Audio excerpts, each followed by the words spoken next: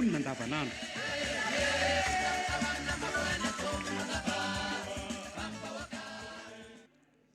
Apitsikina indray no entiko hiarabananao isa-tokantrano mpiain'ny radio Madagasikara sy mpijery ny fahitalavim-pirenena amin'izao alarobia izao indray. Arak'izao ahitanao azy izao dia Odila Lalao Kotomanga no eto amin'ny fanolorana. Vaovao lehibe androany dia ny fanokafana amin'ny fomba ofisialy ny fivoriana tsy ara-potoana ny anteny meram-pirenena eny amin'ny CC Ivato eny. Anisan'ny antony lehibe hodiniana mandritry nyity fivoriana ity ny fanendrena ny solotenan'ny anteny meram-pirenena ao amin'ny ACC ary misy ireo volavolan-dalàna hafa koa hodiniana mandritra ity fivoriana tsy ara-potoana ity any amin'ny 12 tolakandro any moa zany no hoarantsika mivantana eto amin'ny radio Madagasikara sy ny télévision malagasy zany fanokafana amin'ny fomba ofisialy fivoriana tsy ara-potoana ny anteny meram-pirenena eny amin'ny CCI Vato izany. Anio tolakandro kosa ny fivoriana tsy ara-potoana fanokafana amin'ny fomba ofisialy ihany koa etsy amin'ny anteny Merandolona etsy amin'ny Lapamaitso Anosikely. Fa izao tsika dia hianoka tanteraka ao anatin'ny fandaharana pitapitao efa vomboninao ny namana ny Kialamavony any.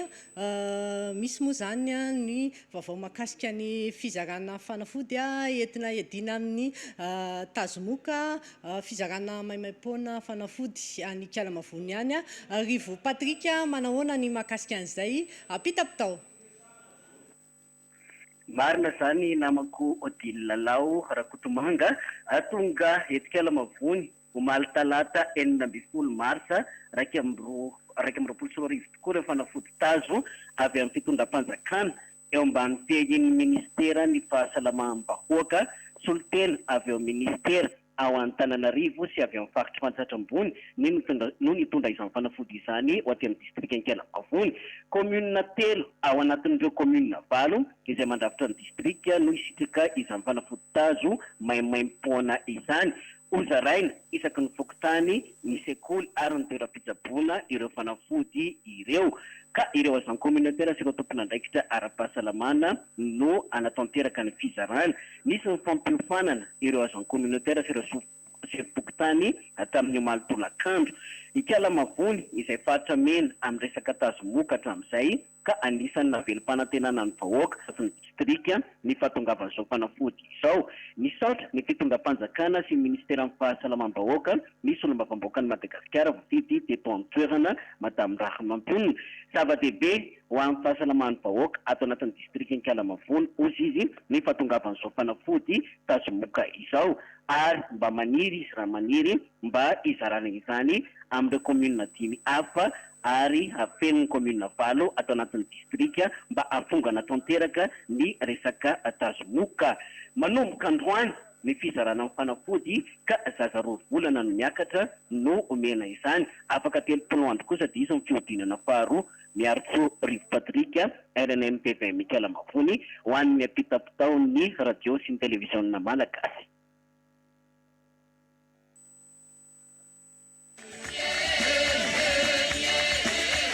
Pitapitao.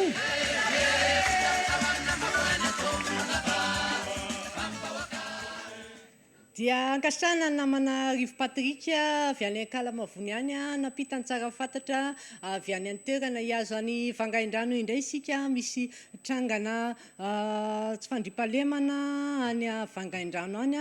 Efa maro moa ny ezaka ataon'ny fitondram-panjakana entina miady amin'ity tsy fandriampahalemana ity eto amintsika. Mirana Rambelarson Vangaindrano pitapitao.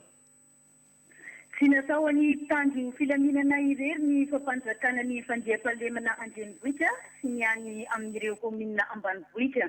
Mila mandraindraikitra ny rehetra ka miaingany amin'ny fokotany izany ny paky any amin'ny distrika sy ny fitsarana mba hisian'ny tamberina andraikitra eny fotony. Fanambiny eo anivo ny fitsarana eto Vangaindrano mantsy ny ametraka ara-fitsarana mangarahara misy fitanilanana izay tafiditra ao anatin'ny famerenana ny fitokisan'ny vahoaka ny tanjo filaminana sy ny fitsarana. Nandritry ny fihaonana teo amin'ny lehibe ny fokotany, be ny tanàna ary ny lehibe ny fampanoavana eto Vangaindrano Andriamatoa Mono Jean Baptiste no nanambarana fa tsy maintsy manana bokim-pianakaviana ny tokantrano tsirairay. Io no ahafahana manara-maso ny vahiny mivezivezy amin'ny toeran-kafa ary antoka iray hampisy ny fandiam-pahalemana maharitra. Io ihany koa no fihaonana voalohany teo amin'ny telopota ka nararaoty ny lehiben'ny fampanohavana teto ny mitondra fanazavana mahakasika ny didy aman-dalàna izay tokony ho hajainy tsirairay. Izay no azo ambara mila narambelo arsanty ny ekipa rehetra avy ety Vangaindrano ho any amin'ny fitapitaon'ny radio sy televiziona malagasy. Radio Madagascar ao Vangaindrano FM 101.2 MHz. Radio Feony Menangara. Rehefa avy any Vangaindrano sika dia iazo any Mananaravaratra ary paka ny Besalampy any ao aorianan'izay malaza ny mahakasika ny fambolena ny Mananaravaratra any amin'izao fotoana izao ka misy Odinio manahoana ny mahakasika an'izay apitapitao. Misatra ny namana Odile Lalonde napita ny antena ty distrikany Mananaravaratra. Usana nanomboka omaly atalata fa 12 ny volana martsa ny fifanana forma prod. Laya amin'ny talim-paritra ny fambolena sy fiompina ary ny jono ato anatin'ny faritra Analandroa. Fataritra misy 7 no mena fiofanana, folo avy amin'ny EPP, enina Joseph Zapy ary ny lehibe ny faripadidiny ny fampianarana. Maharitra eo amin'ny 4 andro eo ny fampiofanana. Hitandrona amin'izany dia ampianatra sy ampitotoka ireo zaza hihiditra amin'ny sesitry ny fambolena sy ary ny jono asa mahavelona ankoatran'ireo asa afa mahazatra. Amarina koa lafiny ara-pahasalamana mitony ny fanentanana ataon'ny tompona ndraiky ny fahasalamana ty ny Mananaravaratra indrindra amin'ny fanarana ireo petra fisoroana valinaretina coronavirus. Izay ny azo ambara avy aty distrika ny Mananaravaratra ka misy Odino sy ekipa rehetra averina pitapitaon'ny radio sy ny televiziona malagasy. Radio Madagascar ao Mananara FM 103.3 MHz. Radio Maro Atomby. Hiditra eo amin'ny pejiny fahasalamana isika ny Besalampy any namana Abdila Soraya inona no azo ambara mahakasika ny fahasalamana amin'izao alarobia izao Besalampy apitapitao. Nivory omaly talata 9 martsa tao amin'ny bureau fiasan'ny lehiben'ny distrika ny comité de vigilance eto an-toerana izay tarihan'ny filohany Andriamatoa Ralala Arsan Onirina Mamiko. Fivorina ny ompana indrindra tamin'ny fanamafisana trano ireo toromarika silamina ary ny fepetra napetraky ny fitondram-panjakana hisakanana mialoha ny fidirany valinaretina mandoza coronavirus ary ny tsy paritany izany ato anatin'ny distrika. Noho ny fahafantarana fa mitombo isa ireo olona voan'ity arety mandoza ity ao Mahajanga izay mifanolobodi-rindrina amin'ny distrikany Besalampy tanàn-dehibe izay ifamezivezen'ny mponina ary koa mpamatsy amin'ireo kojakoja ilaina amin'ny andavanandro. Koa fantatra izao nandritra ny fivoriana izay nataon'izy ireo fa hamafisina ny fizaham-pahasalamana ho an'ireo olona miditra sy mivoaka eto Besalampy, fanaovana desinfection ireo fitaovam-pitaterana, ireo sekoly misy aty an-toerana, ireo fiasana ary ny tsena. Tsara marina fa tsy mbola nahitana ny trangan'ny valanaretina coronavirus aty amin'ny distrikany Besalampy hatramin'izay ka hatramin'izao araky nambarany médecin inspecteur Andriamatoa Rakotson Tokinena ka izay indrindra no hanamafisana ireo hetsika sakana rehetra ho fisorohana mialoha ary ny fanentanana ny vahoaka amin'ny fampiharana ny fepetra ara-pahasalamana. Abdila Soraya, Besalampy, manapitapitao ny radio televiziona malagasy. Radio Madagascar ao Besalampy FM 99.2 MHz. Radio Manunguza Samunta. Hijanona eo amin'izay pejiny fahasalamana izay isika fa hiazo any Nosy Belleville indray namana mady manahoana kosa indray ny fanentanana amin'ny ady atao amin'ny Covid-19 any Nosy Belleville any apitapitao. Nanao jery todika ny ezaka vita nandritra ny herinandro ny komity miady amin'ny coronavirus eto Nosy Be taorian'ny famoahana ny arrêté municipal arrêté manamasy ny ezaka tsy maintsy atao. Fantatra nandritra izany fa efa manomboka midina ny tanany olona izay mitondra ny tsimokaretina eto Nosy Be. Na izany aza nambarany filohan'ny komity ny préfet de police Mananjara Lucien fa mbola be ny ezaka tsy maintsy atao. Anisan'izany ny fanentanana ny rehetra hanaja hatany ireo fepetra sakana tsy paritany ny tsimokaretina. nandritra ny fivoriana ihany koa no nilazana fa efa vonona ireo hotely hametrahana ireo olona avy any ivelany eto Madagasikara na vahiny na teratany izay miandry ny valim-pitirana coronavirus ataony mandritra ny 27 ora. Nandritra izany tsy afaka mivezivezy ireo olona ireo fa miboka tanteraka etsy andaniny hamafisina hatrany ny ezaka ary hisy ny fivoriana izay atao androany tolakandro iarahana amin'ireo ray aman-dreny ara-panahy sy ireo toteny eto an-toerana hanamafisana izay fiarah-miasa izay amin'ny fanentanana ny rehetra fivoriana izay ho tarihin'ny komity miady amin'ny coronavirus eto Nosy-Be. Nandritra ity ty ihany koa no nanolorana ny médecin inspecteur vaovao eto Nosy-Be dia docteur Razafi Mandimby JDKL Romeo. Zay no zokotena avy ety Nosy-Be amady ho an'ny ampetapetaony radio télévision malagasy. Radio Madagascar. À Nosy-Be-Elvily. FM 99.2 MHz. Radio Nosy-Magnitry. Fa mikasika an'izay ady atao amin'ny coronavirus izay dia nanomboka tamin'ny alatsinainy lasa teo ny famerenana indray ny fanomezana antotanisa isan'andro momba ny fivoaran'ny Covid-19 eto Madagasikara arahana mivantana eto amin'ny radio Madagasikara sy ny télévision malagasy isaky ny amin'ny ray ora tolakandro. Momoany mavo isika hijanona eo am-pejy fahasalamana izay ihany fa iresaka tazomoka indray isika manambavao mahakasika ny lafiny sosialy ny namana Farasoa Andriambelonoro any Marvoa ihany apitapitao. Ia, marina tokoa izany ho fampiroboroboana ny lafiny kolotsaina mandala ny soatoavina malagasy sy fampivondronana ireo mpisehatra rehetra toy ny mpanakanto sy ireo mpandala ny fomba nentin-drazana aty amin'ny distrika ny Marvoa ity dia ny sabotsy fa 13 ny volana martsa teo no nanapahana ny hetsika fifampiarabana natratra ny taona 2022 ity santatra Ambavarano izany izay tariny ministerany serasera sy ny kolotsaina aty an-toerana.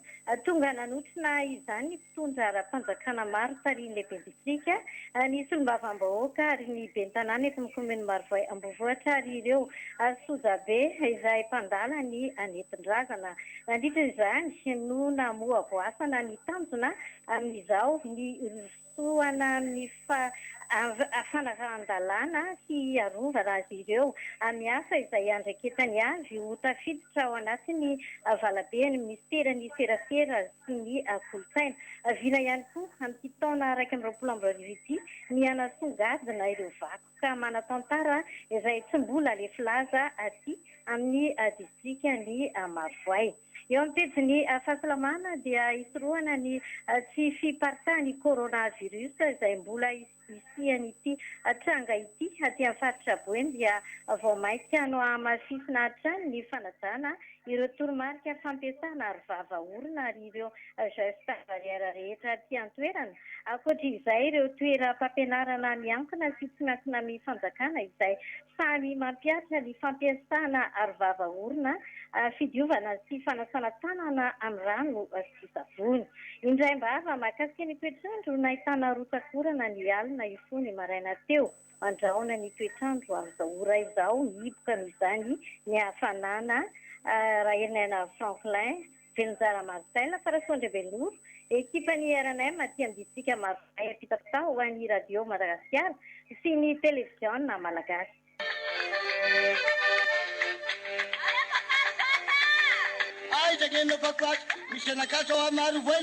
Radio Madagascar ao Marvoa FM 200 MHz. Radio feon'ny Betsiboka. Avy any Marvoa isika dia hiazo any Bekily ary pakany manditsarany rehefa avy eo misy ny fizarana fanafody maimaim-poana any Bekily entina miady amin'ny tazomoka jona fanomezatsoa apitapitao.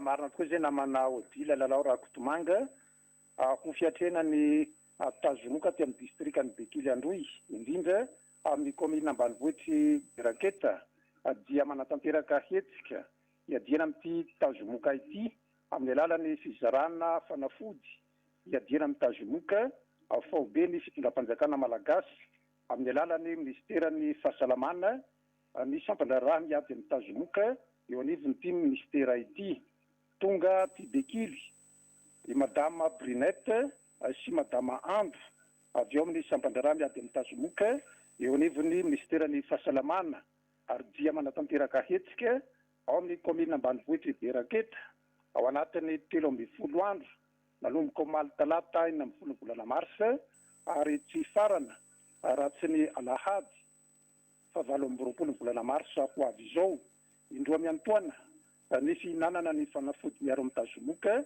ary andiany voalohany izao tanterahana izao ireo sokajin'olona rehetra no anisan'ny misitraka an'izao fanafody iadiana amin'ny tazomoka izao manomboka amin'ny zaza 2 volana ny miakatra ny ankizy ny tanora ary ny olon-dehibe ny tanjona diany malagasy tsy ho faty ny tazomoka intsony raha ny toetrandro aty amin'ny distrika ny Bekily Androy mafana ny andro jona fa mise en tso azera Bekily Androy ho any amin'ny tapitao ny radio sy ny televiziona malagasy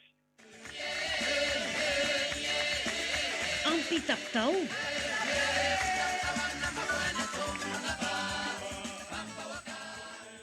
dia ankasitrahana ny namana Jona fanomezatsoa avy any Bekily any napita an'izay vaovao avy any an-toerana izay hiazo any mandry tsara indray sika manana vaovao mahakasika ny fanatanjahantena namana Georges Harrison any mandry tsara any apitapitao avy hatrany any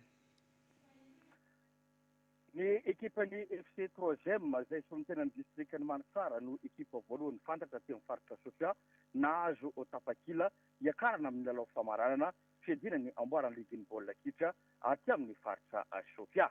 Fantatra io vokatra io nandritra ny lalao manasa-dalana miverina natao taty amin'ny renivohitra Androna ny alahady lasa teo aketika ny kianja misaona katolika izay niona ny ity ekipa ity tamin'ny ekipany FC Justice avy any Mampikony.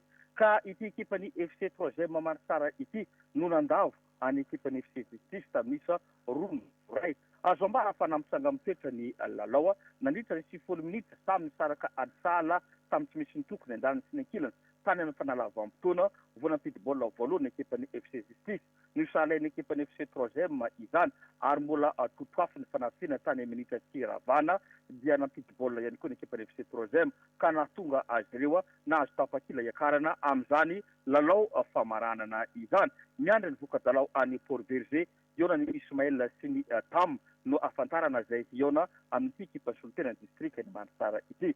Tompon'andraikitra maro natana ny filo section ny baolina kitra nisana ny voninahitra ity lalao manasa-dalana miverina ity. Fa andanin'izany kosa amin'ny pejin'ny fahasalamana dia nikondoa omaly ny komity miady amin'ny tsy faritahany tsy mikaritana Covid-19 aty amin'ny distrikany Manitsara manoloana ny fiakarany tahany tsy mikaritana io eto Madagasikara izany. Nandritrany izao fevrina izao no nandraisana ny fepetra amin'ny tsy fiverenana izany aty amin'ny distrikany Manitsara ka fanapahan-kevitra maromaro no niraisina tamin'izany ho amafisina ny fanentanana ny rehetrarehetra ary ankoatr'izay ihany koa dia ho amafisina ny fepetra sakana anatin'izany ny elanelana remetatra sy ny fanaovana arovava orona ary sana tanana matetika izany. Izany moa natao dia mba tsy hiverenana ty aretina dia aty amin'ny renivohitra Androna nitarika izany taty an-toerana ny lehiben'ny distrikany Manitsara Andriamatoa Aragafy Mahefa. Mibalika angabe masoandro mandry ny tanàna Georges Harrison mevaki distrikany Manitsara sy ny ekipa rehetra ho any ampitapitao ny radio sy ny televiziona malagasy tandremo anareo Radio Madagasikara ao Manitsara FM 7.0 tebokaro megahertz feon'Androna. Dia ankasitrahana ny namana Georges Harrison avy any Manitsara napita ny antenne aty Anosy satria dia tafaverina somatsara eto Anosy indray ny antenne hiazo any Mahajanga isika ny namana Tsalika manahoana kosa indray ny fanentanana niady atao amin'ny coronavirus any Mahajanga any Tsalika. Salam aleikum.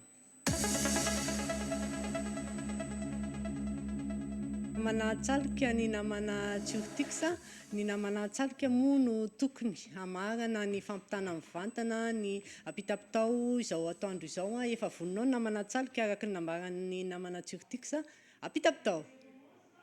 Alaikum salam warahmatullahi wabarakatuh. Namako Dilla Lalau, Chiortixa, Rosella, Dauphin. Sisasatra manentana ny olona tsirairay ny mpitsabo ara-pahasalamana sy ny tompon'andraikitra sy ny sampandraharaha ara-pahasalamana isan-tsokajiny. Toraka izany koa ny manam-pahefana isan-tsokajiny fa indrindra moa ny haino aman-jery isan-tsokajiny izay misy aty amin'ny toerana. Manentana ny olona tsirairay hiaro ny tenany sy hiaro ny fianakaviany ary hiaro ny hafa amin'ny fianaky ny valan'aretina Covid-19 na coronavirus amin'ny fanaovana arovava sy orona na masika sy ny amin'ny fanasahana tanana amin'ny rano sy savony na mampiasa gel désinfectant na gel alcoolique ary manada ny elanelana iray metatra farafahakeliny. Ny mpitandro ny filaminana telotonta gendarmerie nationale sy police nationale ary tafika malagasy miaraka andiany maromaro samihafa midina eny amin'ny toerana maro samihafa ihany koa sy anelanelany quartier sy vokotany samihafa izay manara-maso an'ireo olona mivaza na tsy miraharaha ary tsy manatra ny fepetra ara-pahasalamana izay tratrany izy ireo dia ampanaovina asa fanadiovana trano na travaux d'intérêt général ary manentana an'ireo olona ireo izy ireo fa izao hetsika ataon'izy ireo izao fiarovana ny olona tsirairay sy ny fianakaviany ary ho fiarovana ny hafa amin'ny fianakiny Covid-19 izay. Ny tsara ho fantatra ihany koa izay toeram-pivarotana sy bureau ny sampandraharaha maro samihafa izay tazanao rehetra ty Mahajanga dia maniraka ny olona tsirairay rehefa miditra ao amin'izy ireo mba hanao arovava sy orona ary manasa tanana amin'ny rano sy savony aloha vao miditra amin'ilay toerana sy bureau idiran'olona mila raharaha amin'izay bureau izay. Araka izany dia entanina toraka izany koa ny tsirairay samihafa ifanentana sy ifanara-maso amin'ny sakana ara-pahasalamana na geste barrière voalaza teo. Tsetsatsiatra misy amin'ny olona sasany tsara fanahy no mitondra arovava sy orona maromaro ao amin'ny saky na poketra hoentiny rehefa misy olona tsy mitondra masika dia omeny avy hatrany satria amin'ny olona sasany no tsy mahavoavidy an'izany masika izany. Saivina fa arivo ariary na 5 000 francs moa ny vidin'izay masika zay aty an-toerana. Manaraka moa dia efa niarahantsika mandeha ny fanody mandry eto Mahajanga namana Zokibera Mbelson Jean Bolide fantatry ny maro amin'ny anarany hoe Jean Bolide Lemakoa technicien RTM na radio télévision malagasy tamin'ny fotoan'andro ny taty amin'ny faritany Mahajanga. Araky ny fandaharam-potoana ny fianakaviana moa dia androany alarobia tolakandro 17 martsa 2024 no iainga eto Mahajanga ny nofo mangatsika andratompolahy hoentina any amin'ny fasandrainy any ambody fatratra Antananarivo aorian'ny fanaovam-beloma farany fanahiny ao amin'ny ekara katolika ty an-toerana ka ao amin'ny porte rouge jardin kailamo no iainga akany Antananarivo izany nofo mangatsika zany. Saivina fa technicien retraité ny RTM ary manana maro-boninahitra chevalier de l'ordre no ny asa be sy soa vitany tamin'ny izay radio sy télévision malagasy izay satria efa milaza an'izay tsika farany de farany ilazana ny havana mantsakaiza rehetra any Maintrano fa efa niala taty Mahajanga tamin'ny alina ny nofo mangatsika andratompoko vavy moma na zanaky ny tantiny Zohora izay hoentina makany amin'ny fasandrazany Maintrano. Zay zany no zava-misy aty Mahajanga mibalika Inga be Masandro Odile Lalau Chiortixa Roselle Dauphin Harona Levaideny miaraka mitaliky ho anampitapitaonda de Madagasikara sy télévision malagasy. Radio Madagascar. Ao Mahajanga. FM 99.2 MHz. Feony bueno. Ambarquanao vale partany bueno. Dia izay fidirana namana tsalika izay ihany koa no mamarana ny fampitana mivantana ny apitapitao izao atoandro izao.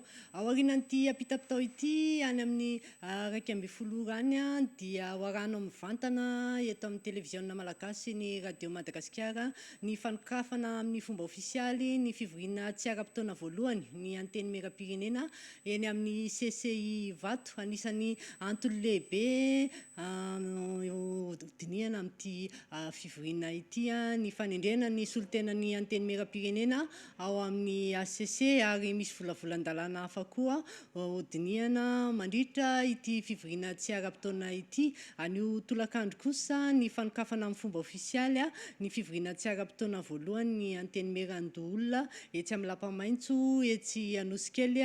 Isoratsika ny ekipa rehetra na totosany ity fandarana pitapitao androany ity.